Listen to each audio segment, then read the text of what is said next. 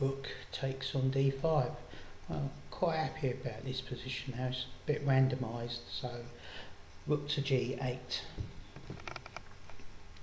Expected rook g8 hitting the bishop. Now, where to put the bishop? I'm a little bit concerned that he may be able to get some activity with his knight. I don't want him doing that, especially on knight to b4 hitting my rook and maybe bringing his bishop back from g4 to f5 hitting my c pawn. So I think I'll go bishop to the unusual c3, and that covers both the b4 and the a5 squares for his knight move. Yep, I like that. Bishop back c3. Right, bishop to c3. I didn't expect that.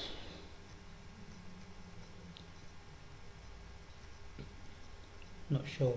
Do I play bishop takes e2, bishop takes rook?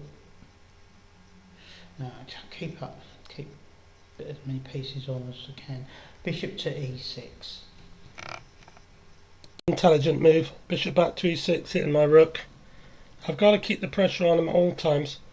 I read a book once where it said that if you have to retreat, always try to attack a piece so that you know what the next guy's move is going to be, whatever happens. So I'm going to play rook d3, knowing full well that he's got to move his bishop on e3. I'm not sure where he's going to go, but I think he's going to probably go back to h6. At the moment he's hitting my pawn on g2, so I'll have to do something about that too. Let's see what happens. Rook d3. Rook to d3. Right, okay. Right, again, just keep pieces and pawn board win. I can put the bishop c5, b6. I think f2 at least attacks the g3 square, so you can't actually put piece there, can he? Bishop to f2. He's gone bishop f2. What is he doing? Oh, I see. He's gone bishop f2 so that if I try to play knight b3, he can go bishop takes knight and he'll double my pawns up one way or another to compensate for being a pawn down. Yeah, there's some logic in that, but I'm not overly impressed. I think I'll just play g3 and keep my pawn safe for now. Pawn to g3. Right, Bob's now, he's only got 8 minutes left here, and I've got about 14, so whatever I play up and play quickly. Rook to g5. Oh, that's a very nice move. Rook g5. I didn't see that. Hitting my bishop on b5. He's bringing his pieces into the game. He's going to try to attack me. There's no doubt about that. He's not here just to make up the numbers. Okay, so I'm not going to go bishop back c4. He'll just swap off and double my pawns. I'm not going to go back to a4 because he can play b5 and that loses a piece. I've got no choice really. Bishop takes knight. Bishop takes on c6. Pawn takes on c6. Selected. Pawn takes bishop. Now I've got to do something with my knight. It's not doing much on d2, so I like the move knight into f5. It hits his bishop and it also stops him playing his bishop onto d5 because we'll get the swaps off and that'll suit me. I'll remain a pawn up. Let's see what he does now. Yep, knight to f4. Knight to f4. I don't know. Is he threatening? Rook d8 looks interesting combination. I don't like the look of that. Well, bishop to d7. He saw my little trick. He's gone back bishop d7. I could have slung in rook to d8 check, king takes, and bishop to f6, and I pick up his rook. And then I've got bishop and knight against the two rooks, but still a pawn up and looking very good. Yeah, it's probably his best move under the circumstances. Anyway, if I go rook into d6, I can then get in front of the f pawn or even the h pawn at some point and stop them advancing and maybe pick up some of these weak pawns of his. Anyway, rook d6, let's make some inward ground towards him. Rook to d6. Oh, right. I'm getting that played in this position, I think. If I move the king attacking his rook, he just puts it either on f6 or h6. Right, okay, I'm trying to randomise it again. Rook to c5. He's looking at my bishop, which is unprotected. Do I want to move it or do I want to protect it? This is the question. Well, I think maybe the best thing to do is just move my king up, protect it for the time being. I like that move. It's bringing my king into the game for later. Yeah, king g2. King to b2, defending the bishop, but I could attack the c pawn c2, so I'll play bishop to f5. To d3, attacking the rook. It may cause him to swap off, and that will suit me. I feel good with that. Then it's bishop against bishop. Let's try it. Knight back to d3. He's played bishop f5, so he's bearing down on my f2 pawn. That pins the bishop. What do I do about that? I don't want to withdraw my rook now I've got it up there. I quite like rook into f6. Oh, you could go back knight to g6. No, I don't think so. I think I'm going to play knight to d3, attacking the rook. It may cause him to swap off, and that will suit me. I feel good with that. Then it's bishop against bishop. Let's try it. Knight back to d3. Right, okay, knight d3 faults both my rook and bishop, so I think bishop takes d3 is forced.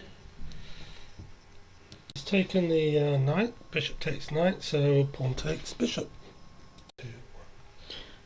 That's surprising. C takes on d3. I was expecting rook takes d3, but I suppose now these time troubles coming into play. Bob's got about he's got about 4 minutes left there for all the moves. Okay, rook to h5. Rook h5. That's annoying. That's a weak pawn. If I move it, I drop the g pawn with the bishop. Didn't see that. Very annoying. What do I do about this? I've got rook takes pawn check, but that brings his king off the back rank. I prefer to leave that pawn alone. Maybe if I play rook f6, hitting the bishop, he can protect it after rook takes pawn.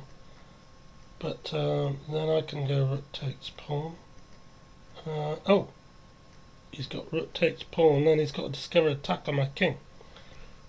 I have to go king a3, bishop c5 check, b4, maybe bishop b6. I don't think it's too bad. Blimey, look at my clock. I never realised I've been using up so much time. I've got to move. I'm way down. Okay, rook f6. Rook to f6. What's he going to do about rook? Rook takes h2.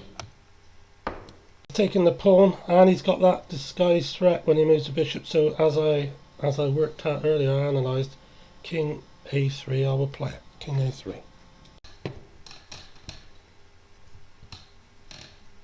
King to a3. Right.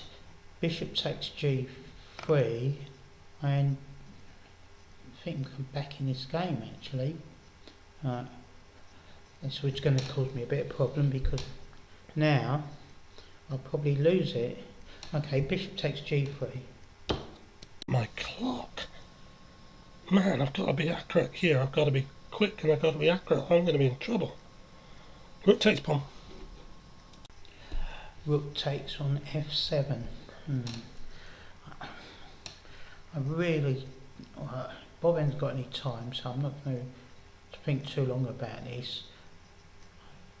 I'm going to play quickly bishop to f2. I think h5 might be the best move, but bishop to f2. Okay, he's gone bishop to my clock. Just don't know what to do about this clock. It's so bad. I'm going to play bishop e5. Hit his rook. Bishop e5. Bishop to e5. Oh right, what's he planning on doing there? Right, okay, bishop to c5 check. Played bishop e5, hitting his rook, and also threatening check on c7 to win the pawn. He's played bishop c5 check. And that means I can hit him twice. His bishop and his rook. Oh, he's got rook to h5, hitting the bishop. Okay. b4 then. b4. I must move quick. b4. b4.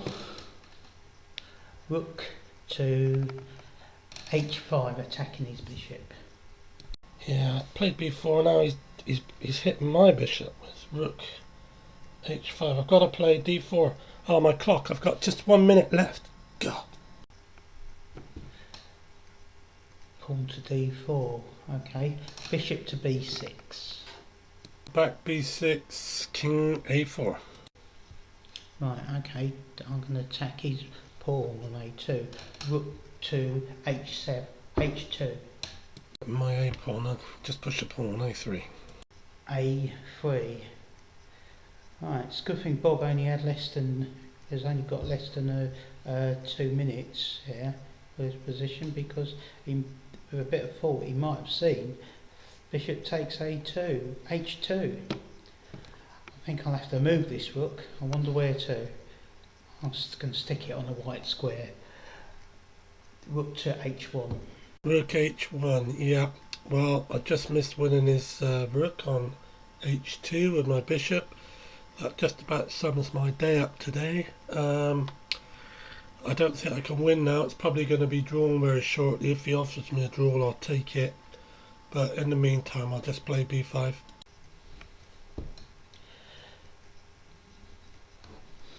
b5. Oh, what's he trying to do here? Right, pawn takes on b5 check. Takes pawn, no brainer. King takes on b5. Okay, rook to a1. Okay, he's gone rook a1 at my pawn, so I'm not going to defend the pawn. I'm going to go king c6 and try and swindle him with a checkmate.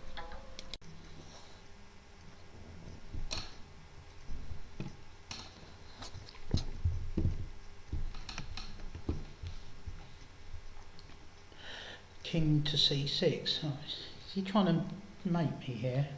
Right. Okay. Rook